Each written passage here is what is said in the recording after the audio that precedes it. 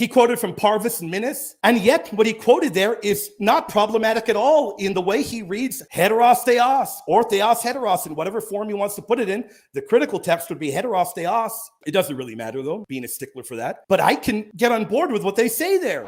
Dennis Mins and Paul Parvis, two top Catholic patristic scholars who specialize in the thought of Justin Martyr, describe Justin's theology and summarize it as, and I quote, "And though numerically distinct from him, has never done anything except that which the God who is the maker of all, above whom there is no other God, has willed him to do and to say." Jake, I agreed with what they say in regards to heteros theos, Jake. Understand. Actual scholars, not William, okay, actual legitimate scholars like Parvis and Mins, who are not liberals, they actually published their own translation. They dealt with the critical text published by Oxford. They're patristic scholars who specialize in Justin Martyr. One of them says this, Dennis Mins says what? "The Logos is described as another God, heterotheos, distinct in number, but not in intention, nome, like William wants to bring up. This has been taken by William to imply that the two are of the same substance." But what? He refutes you, William.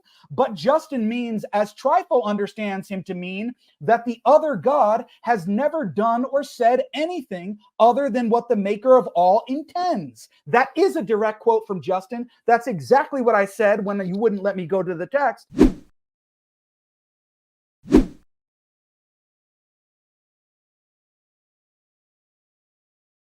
Justin believed that the very possibility of divine revelation required the existence of such a distinct subordinated or second-order divinity. For the possibility of God directly and immediately communicating himself to anyone else was ruled out by God's own transcendence.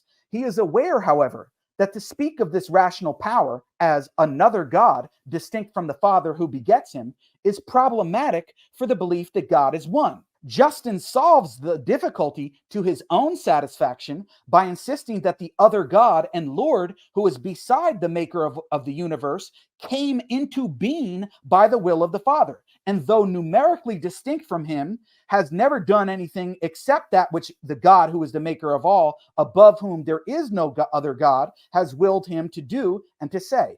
The idea that God deals with the created order by means of a second God and had contemporary parallels in Jewish exegesis and Greek philosophy. The existence of two powers in heaven was thought by some Jewish exegetes to be shown by some passages of Scripture.